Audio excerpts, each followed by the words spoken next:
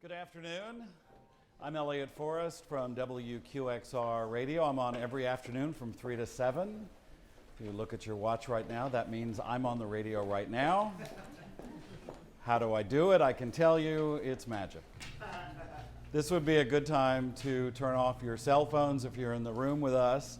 And a special hello to everyone watching us online, whether it's Facebook or the websites of the New York Philharmonic or Cliburn or WQXR. Thank you so much for joining us. I also want to thank, obviously, the folks here at Steinway Hall here on 6th Avenue in New York. It's an incredible place.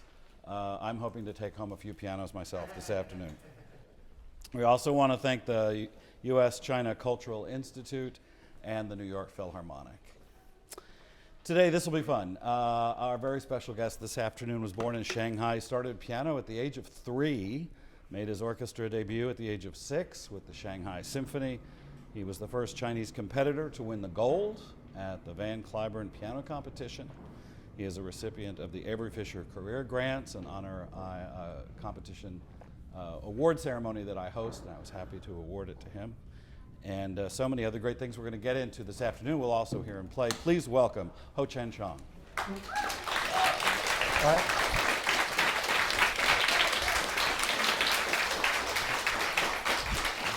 Thank you. Thank you. Thank you. How you feel? How you feel today? Good. Yeah? Good, yeah. So we'll get into this a little bit later on, but just sort of your day today. You are making your New York Philharmonic debut tomorrow. You went to rehearsal. They didn't have a lot of time for you, but what was your day today? Oh, just got up and went to the hall and practiced a little bit and basically stand by for the rehearsal. I was always astounded when I meet and talk to people of your caliber and sort of get an idea of the amount of practice on a regular basis, on a daily basis that you might put in. What would that number be, do you think? Well, it's much stabler when you were little, but for instance, when touring, it's really hard to keep a very stable practice routine because every day is a different day. There's no regular concert day or pre-concert days. But ideally, it would be good to have something like 3 hours of practice. 4 hours would be ideal. Yeah. Right. I think that number always strikes some people as really high. That's what it takes. That's the dedication it takes. It doesn't always. Sometimes it just really depends on the presenter's availabilities, and that's why pianists are all very envious of other instrumentalists. They can just play whenever they want to. Right. Yeah. It's not like you can carry this into the airport. Yeah. How popular was the piano, the instrument itself, in China when you were born? It was already popular, I would say, but it's nowhere near the popularity it enjoys right now. There's estimated about 40 million kids learning piano just, I think, in cities like Shanghai and Beijing. So, but I remember the exact number when I was growing up. I think when I was 4 or 5, they said there were about 100,000 kids learning piano. So you can think about the increase. That's massive. That's a big growth. Yeah. And how did you pick the piano? How did you first come to play? Well, it's rather kind of funny actually because my parents were classical music fans. They're not like die-hard classical music fans, but they play, some light symphonies. No piano actually, no piano music. Just some light symphonies, Haydn, Mozart, when I was growing up. I think even before I was born, I was in my mom's stomach. So it's pre-birth education, I guess. And none of my family members were musicians, and they never thought of introducing me to an instrument until when I was 3 years and 9 months old. I still remember the exact time. But my mom was learning English, and as part of her English homework, she gets to read the famous U.S. magazine, Reader's Digest. Is every that still week. around? I don't know. My But- mom used to read it too. And there was one article that caught her attention, which was basically how piano was one of the best ways to improve baby intelligence. And, and as I was born in the typical generation of one-child policy, so that kid's brain is basically the future of the family, really. So being smart is... Not that that's not a lot of pressure. So being smart is a really important thing. And it talked about how piano was, training both hands equally and having multi-voices, Right. compared to other instruments that just have a single voice. Anyway, so that's how my mom got the idea of, let's try let this kid play on piano. Yeah. And I think your mom is here, so just forget. Yeah, I that- don't know where she is. Forget that she's right. Yeah, yeah. So forget she's here for a minute. Just the two of us. Yeah. Do you feel like you were pressured into it, or was there this natural attraction to the instrument? When I first saw the piano, I thought it was a toy. Because it's an upright piano. It's not intimidating like this one. And I don't think anybody in China at that time had the money to buy a real grand piano. So it's all upright. So I thought it was a big toy. And naturally, you make, interesting sounds when you press the keys. So I had an immediate sort of sense of affinity with the instrument. Yeah. And some of the first pieces that you played, do you remember what it was that you tackled? I basically learned to read the music myself for the first 2 weeks, and then we sort of started, my mom found me a local master student at the Shanghai Conservatory. That was my first teacher. So Wait, that's how I got to started. back up. You taught yourself how to read music? Oh, yeah, there are some books you could buy, and then you just figure it out. My mom was a big help in this, and she was like trying to correct me if she was learning herself as well during that process. Yeah. So you had this first recital. You were 5 years old. Yeah. Was it a formal recital, or was this like in your living room? What was it? It was actually very formal. It was at the Shanghai Concert Hall, which was the biggest concert hall in Shanghai at the time. It's still one of the major halls in the city. Holds about 1,300 people. The whole thing happened because my mom's company, where she worked at, was a big national steel company, and they have a fine arts foundation that supports whatever fine arts projects. And I was invited to one of the little events to play like just a simple piece, as the son of one employer. And basically the president of the foundation was like, wow, I wanted to support a recital for this kid. But I had no idea this was going to be at the Shanghai Concert Hall, because I used to just going to concerts, listening to famous Chinese pianists at the time, were visiting foreign pianists. And my mom, afraid of me getting nervous, was like, I asked her, I was like, what was the venue like? She's like, oh, it's just basic the same kind of room as when you perform for your teacher in the studio class. So. Good going, Mom. Calm the nerves down. Smart. Yeah. But, and I said, could I bring my toys? She said, yeah, sure. So I still remember I brought all my What did you bring? What toys did you ice bring? cream cars and a big bear stuffed animal. Whatever makes you comfortable. Yeah, yeah, Did you yeah. bring them today? Yeah. So why don't we hear you play? Are you going to play something from that first recital? I remember I played, the first half was a complete Bach invention, two-part invention. And the second half was a Haydn and Mozart sonata. And the Haydn sonata, I actually don't remember what that was, but I still remember the Mozart one, which was a very popular one that every kid plays.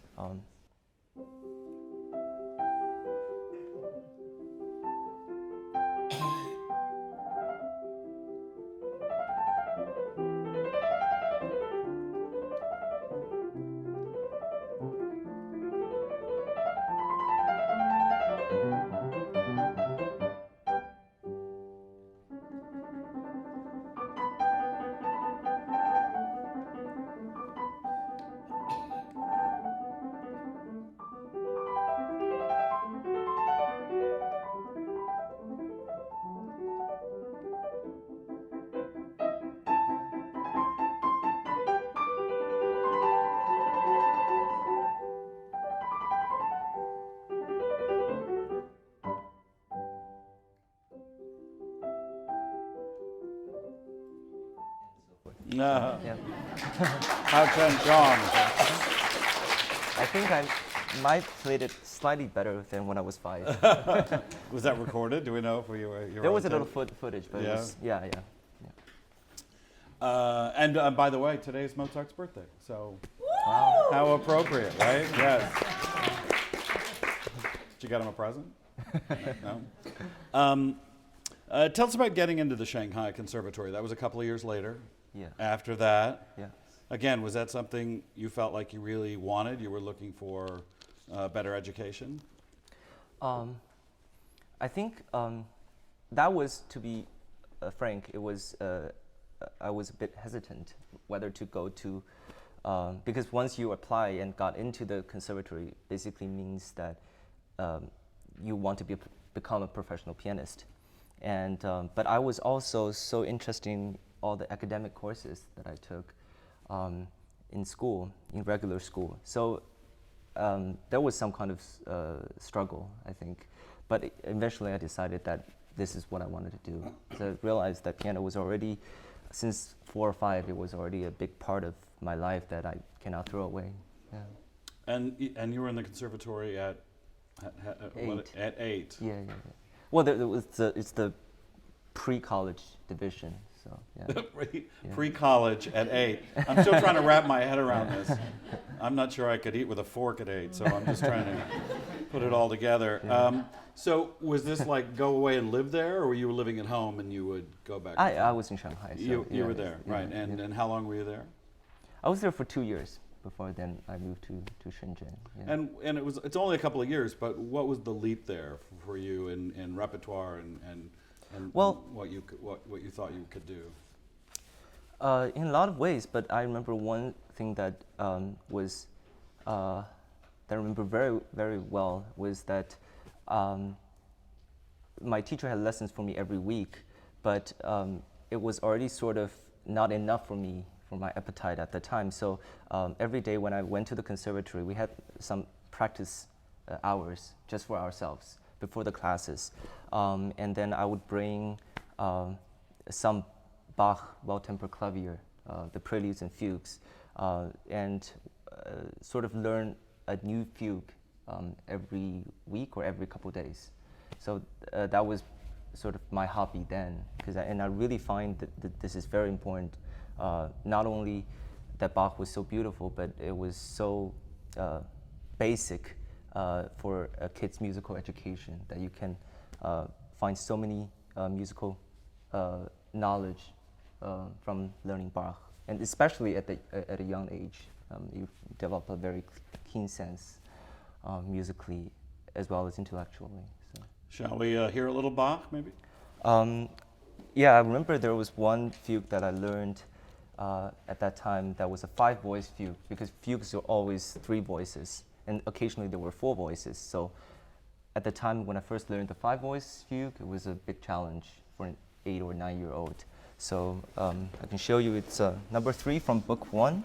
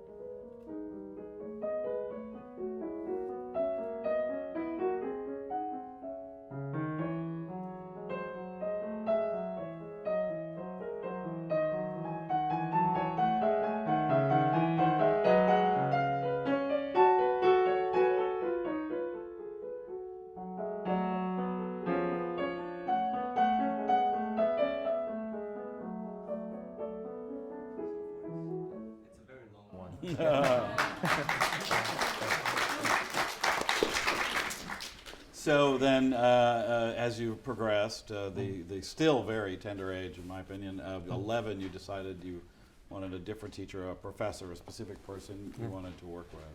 Tell us about that. It was Professor Dan Zhaoyi at the Shenzhen Art School. At the time, he was known to be the most renowned piano pedagogue in China. So I really wanted to study with him. Having already met him when I was 6 years old, when I first played with the Shanghai Symphony for Mozart Concerto, he was there at the time.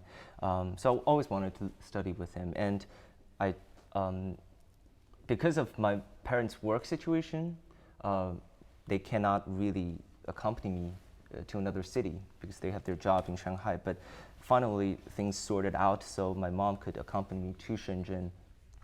One of the first assignments during that summertime, before I went to Shenzhen, Professor Dan gave me an assignment. Was like, it was just 16 days before school started. I remember it really clearly. He said, "Could you learn the entire set of Chopin Etude, Opus 10?" And how many of them are there? There are 12, and then there is another 12 for the Opus 25. So there are 24 in total. But he said, can you learn the Opus 10 first? And then he later told me he wasn't seriously thinking that I could learn them. Just however much that I could. And then after I got to Shenzhen, he was like, "Come on, to my studio. We have a little studio class gathering, just to meet the new students and stuff. Everyone could play something, and maybe you have something to play." And I said, "The Opus 10 Etudes." And then he was like, "Really?" So anyway, and then I actually played the complete set for him in that class, and he immediately decided that I should learn all 24 etudes and sort of perform in the main recitals. Yeah. I'd mastered the fork, but I was working on the spoon by 11, so I'm still trying to understand all this. I guess getting that into your fingers is really interesting because you have that at a young age. Now that they're there, these pieces have been with you for a long time. What's the growth for you and understanding from just figuring it out at the age of 11 and then so many years later still playing those? Well, I think it's, you remember the pieces when you played when you were, little, always, and but it's shocking to ourselves, I think, that when you look at it from a totally different angle now, with totally different, nature, and then you have so many different insights that are fresh and new, and you it makes you think about the concept of growth and what it means. Yeah. And this pedagogue, this professor, what did you get from him? What was the one or two things you took away from that experience? I think he was the most, what was the word? He was the most strict that I could ever imagine. He would actually correct me on a note-to-note basis. It's like, oh, this note, let's find the right color or the right tone for it. And getting from Shanghai, where I studied all the basic techniques and stuff, and basic music phrasing, but to Shenzhen, where I studied with Professor Dan, I had a new sort of new set of perspective about the color, about the nuances in between every note, even. Yeah. You want to share with us one of the? I mean, you learned them. You might as well. Play one of the famous etude from Chopin.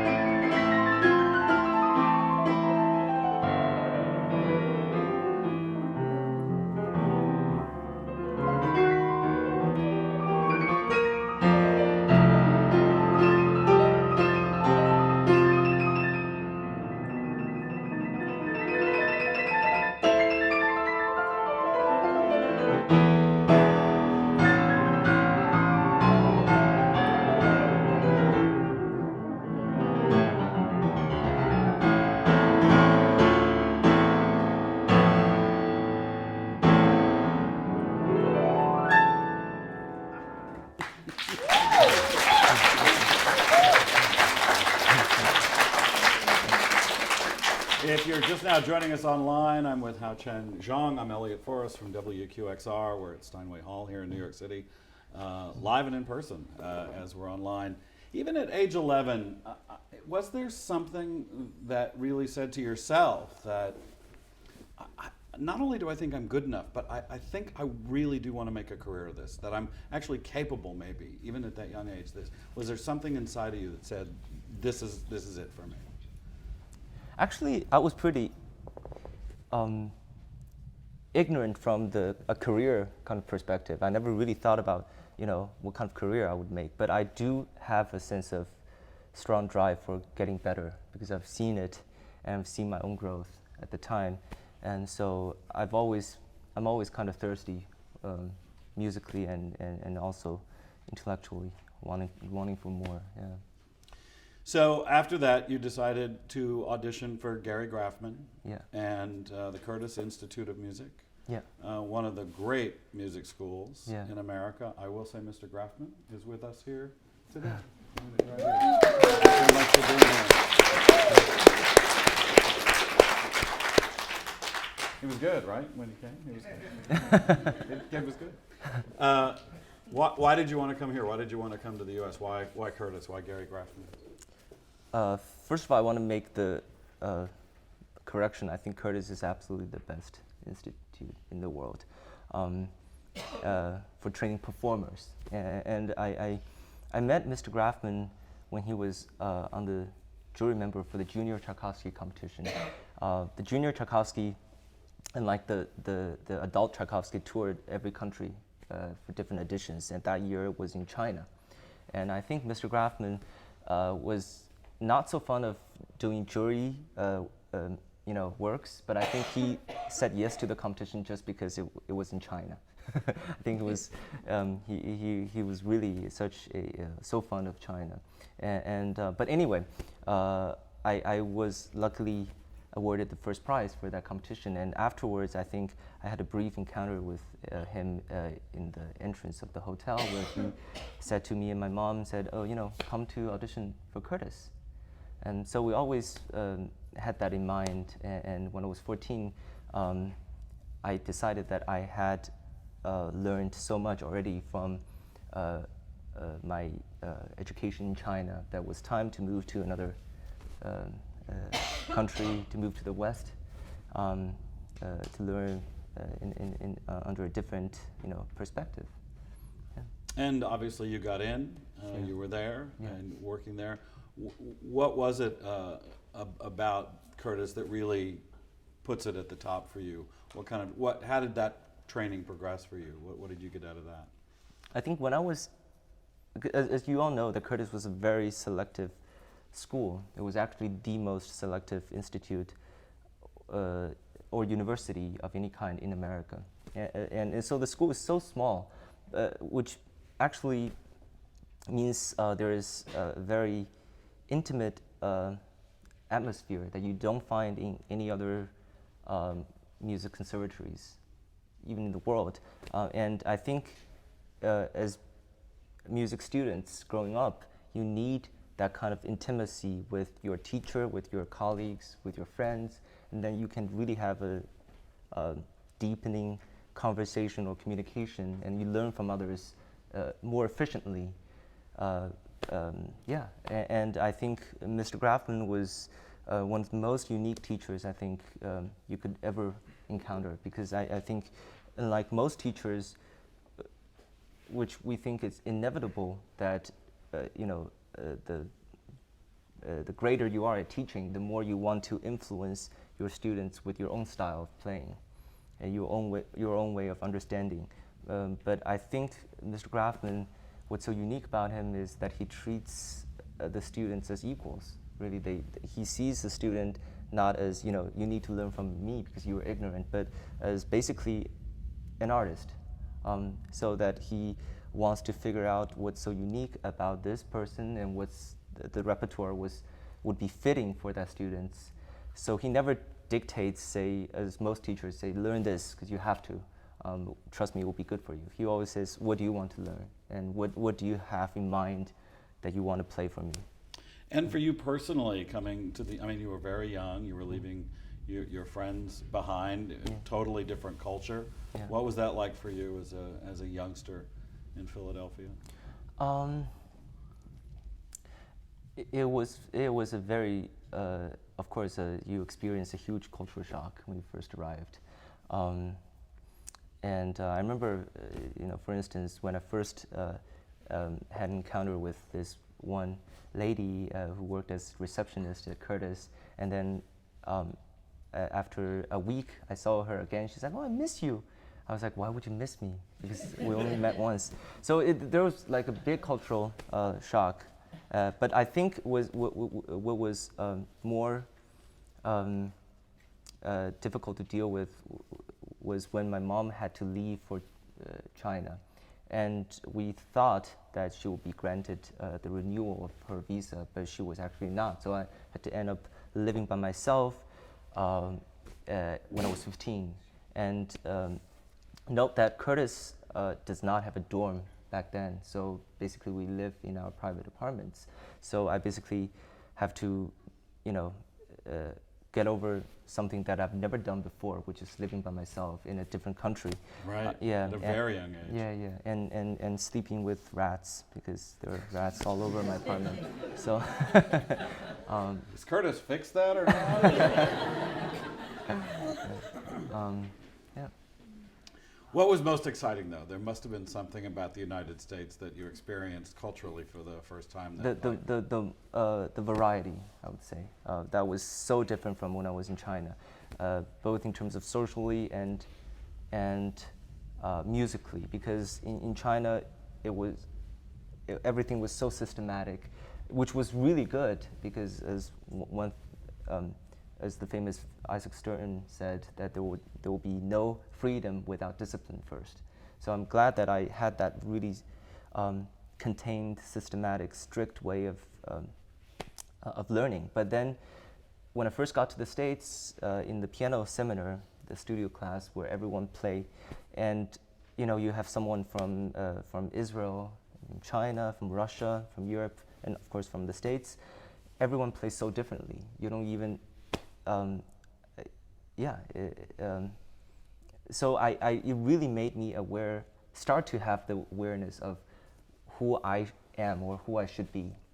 Because when you are surrounded by similar people, you don't think about that. There's no self-awareness. There's only catering to the mainstream. But when you met everyone that's so different, you start to think where I should stand. So I think that's such an important step forward. Yeah. Want to play some more for us? Maybe another Chopin? Yeah, I played a Chopin Polonaise, I think, during my audition for Curtis. Yeah, and.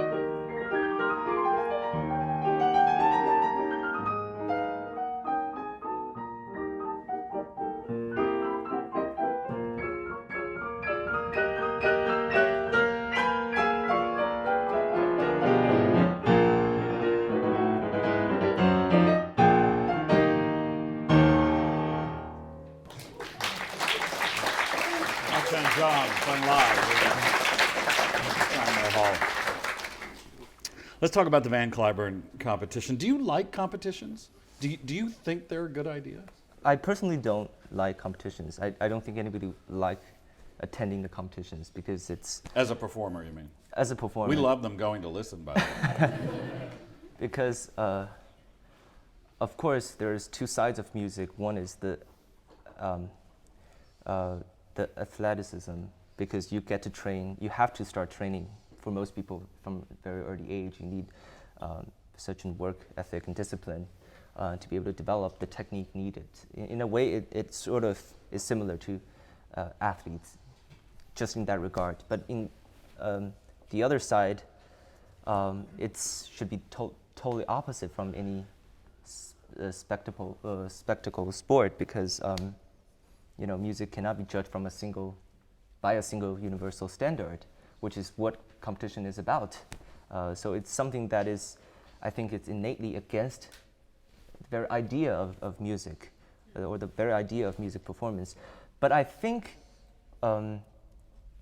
because of the experience of competitions, by encountering this opposite of a side of music, that for contestants it's a good thing mentally and psychologically, because you have to learn how to overcome your competitiveness, your darker side, or whatever complicated thoughts you have about winning or losing, whatever, and just to treat it like a performance. Treat it as if you're on stage, but it's not a competition. And you just give yourself to the stage, to music. Wow, I think that would be a really tough line to try to ride. Yeah. Because you just want to do your best, but people are out there making judgments. Yeah. Like the Olympics, I think it should just be timed. If you play faster than anybody else, you win. I think I'd get a lot of argument on that. As you progressed through the competition, and it looked like you were getting further and further into the finals, did it feel like the pressure was getting harder, or do you feel like you were really trying to focus on, I'm just doing a performance here? I think I'm lucky because I'm the youngest contestant in the competition, and I think there is some psychological advantage when you were the most inexperienced. You tell yourself what you can I'll be back, maybe. Yeah, exactly. I don't have anything to lose.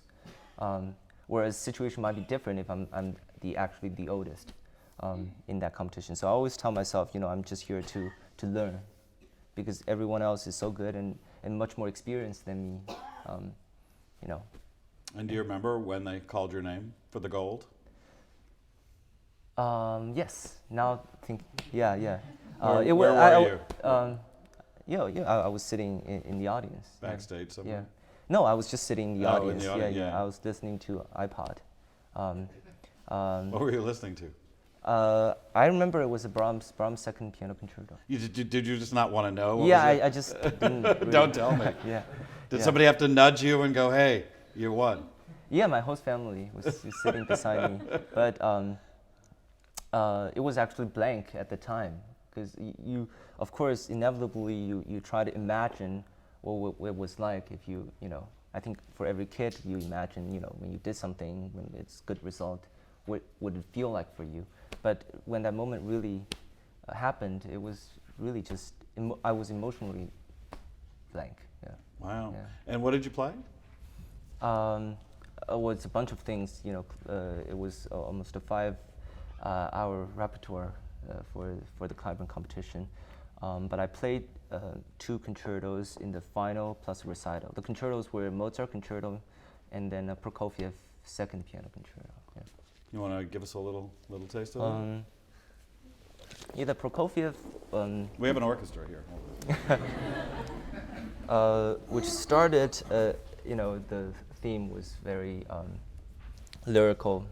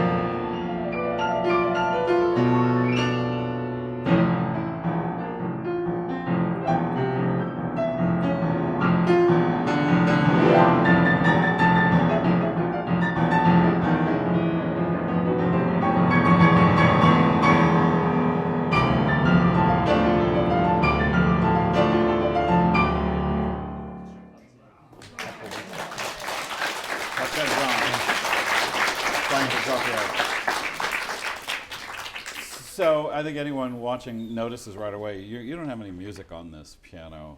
Any idea how many pieces, concertos, sonatas, etudes you have in your head and your fingers at any one time? I think it just depends. I mean, some pieces which you have played 5 years ago, but you don't remember it that well, compared to sometimes pieces you played 10 years ago, but it's just in your fingers. It's right there. Yeah, you don't know. It depends on the experience of how much time you spend on the music, I think, yeah. That's amazing to me. Yeah. We had met at the Avery Fisher Career Ground Awards. Yeah. What did that particular award mean to you? It was more like a motivation for me, I think, because while studying at Curtis until I graduated in 2012, I mean, I've heard so many teachers who are great performers that I admired, who used to be recipients of the Avery Fisher. So receiving that award, putting me in on par with all these great teachers, it's just a great motivation for me. Yeah. Tomorrow night you are premiering with the New York Philharmonic. Yeah. Obviously a very meaningful debut for you. Yeah, it is. And I think the program itself is also very meaningful because we talk about cultural exchange, what music can do, but to put that into a program where I get to play the Rhapsody in Blue and Gro Shahan playing the Butterfly Violin Concerto. And I think the Chinese traditional music and American jazz is probably as remote as you could get, in terms of artistic aesthetics. But having a Chinese musician like me playing the Gershwin and Gro Shahan playing Butterfly, I think it really made a statement of what we were trying to do with music. Right, it's a beautiful exchange. Yeah. What are your thoughts on Rhapsody in Blue? I mean, for so many of us, this piece of music defines not only New York, it defines Manhattan. Yeah. I'll never forget really rounding the coming out of the tunnel in New Jersey, and I was about to come across the great skyline of Manhattan, and I turned on QXR and I heard Rhapsody in Blue, and it's just like, it just sums up New York. For me, for a lot of us. I think part of it is Woody Allen's film that used Manhattan, but for you, what does the piece mean to you? Well, it also is for non-Americans, it's also what sums up New York City, because I remember me growing up listening to, watching, Tom and Jerry, and they always play Rhapsody in Blue with the New York skyline. So even as a kid, that music sort of is in your mind. But of course, I believe that music has two sides. One is the regional side, that it belongs to one area, and it was because of the place the music has its charm and beauty. But on the other hand, music is universal. So to me, I never feel any gap as a Chinese person listening, appreciating, or performing Rhapsody. The spontaneity and the nuances, the charm, I think in the Rhapsody speak to me in a very instinctive way. I don't even have to process, that's American or that's non-American. It's just instinctive as a musician. Hits you emotionally. Yeah. I do have a little bit of a theory about that opening glissando, though, that opening note that starts,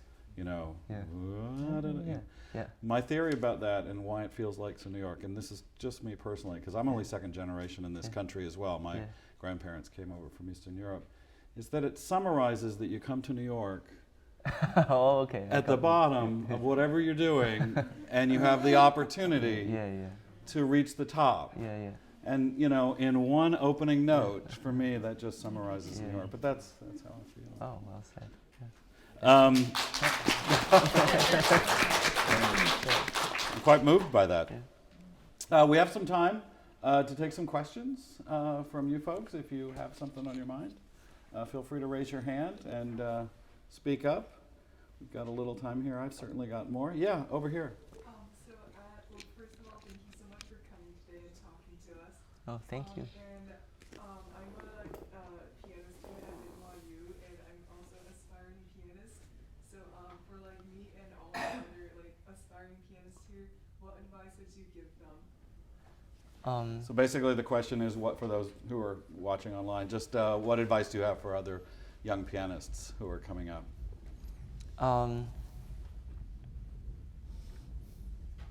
Honestly, I think just believe in yourself. I think that is the, I mean, I'm almost embarrassed to say it because it sounds like a cliche because everybody say it, but it's really the truth, because with each individual case is completely different, and it's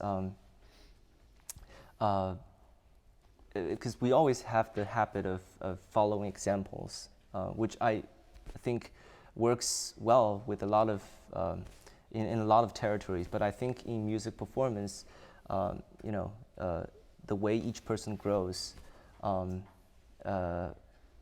way to find the right teacher and so forth, which school you should apply. That's all. There's no one right path. That's what I would suggest. Yeah. Yes, right in the front. I understand you have a lot of other interests besides piano. Can you tell us about it? Yeah, what are your other interests other than music?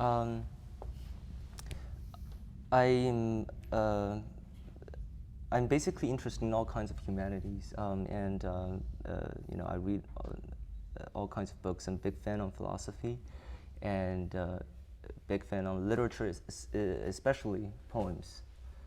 Chinese poems, American, French, but mostly contemporary poems, but novels, and so and sometimes I paint, even though I've never learned any painting, attended any painting class, but I just, it gives me a lot of pleasure doing these, and I think it gives me nutritions for when I play.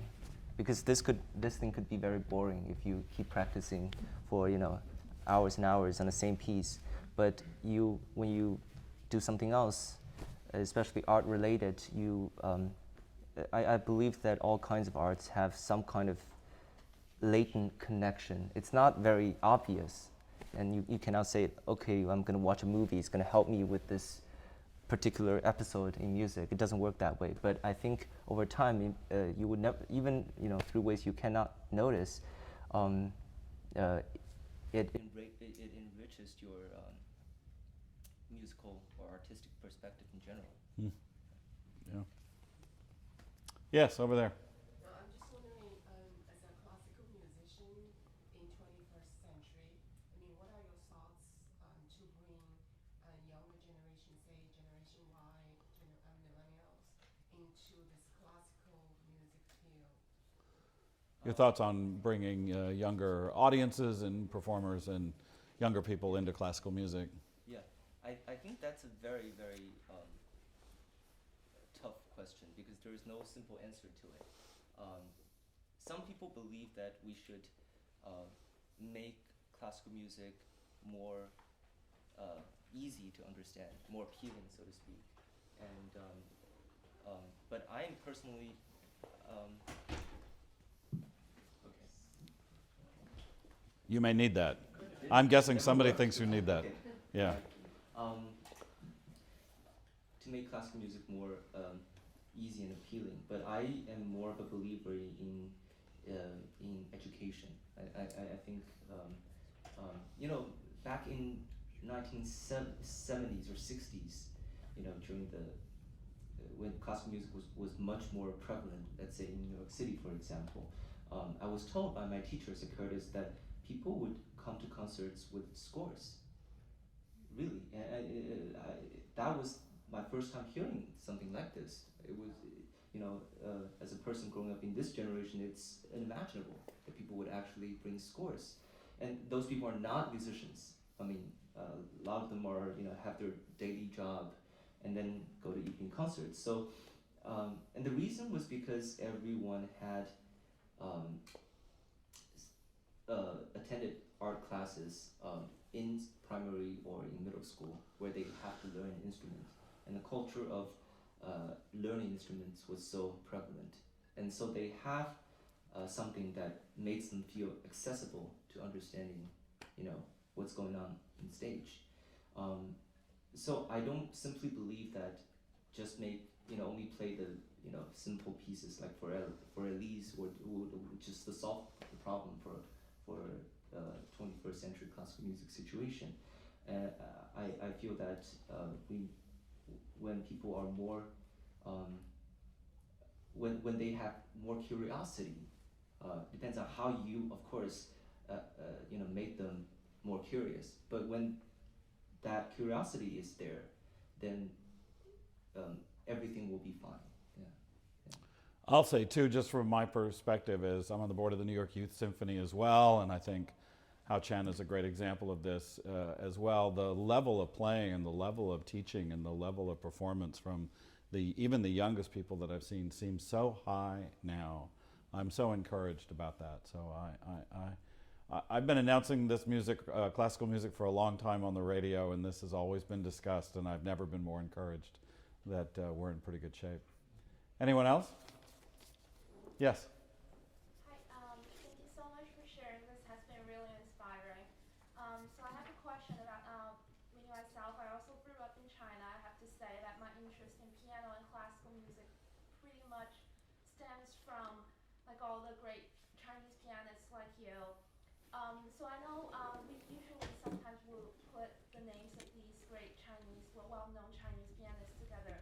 So what do you think, what kind of like living legacy are you carrying from the previous generation of Chinese pianists, and what do you think sets you apart from them?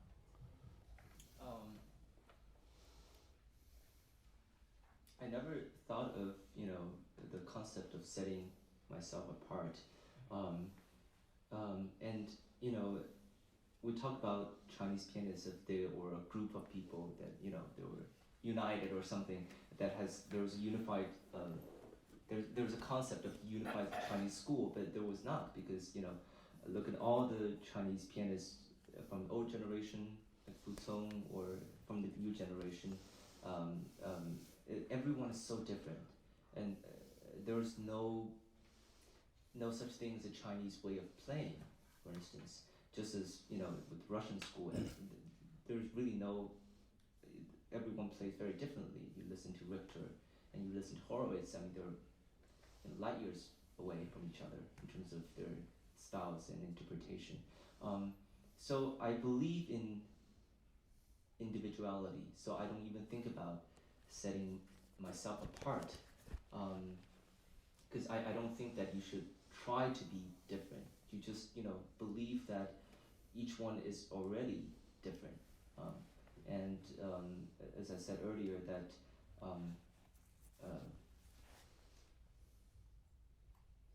every path is different. And so for a phenomenon like China, where people are born from very different backgrounds, different regions, different cultures even, I would say. So I never really have to think about that idea, and I believe that regardless of what countries you're from, it's always important just to believe in yourself. Yeah. We're going to end with Brahms. What are we going to hear? Yeah, I'm gonna play Brahms Intermezzo, Opus 118, number 2. It's what you would hear sometimes in movies as well, but it's to me one of the most introspective music that's there. Yeah. We're going to end with music. I want to thank you all for coming in here. I want to thank you for watching online. I want to thank again the folks at Van Cliburn, the New York Philharmonic, the U.S. China Institute, as well as the good folks here at Steinway Hall. I'm Elliott Forrest from WQXR. Thank you so much for doing this, and thank you, Haochen Zhang. Yeah, Thank you so much. Best of luck. I hope to see you again. Yeah, thank you.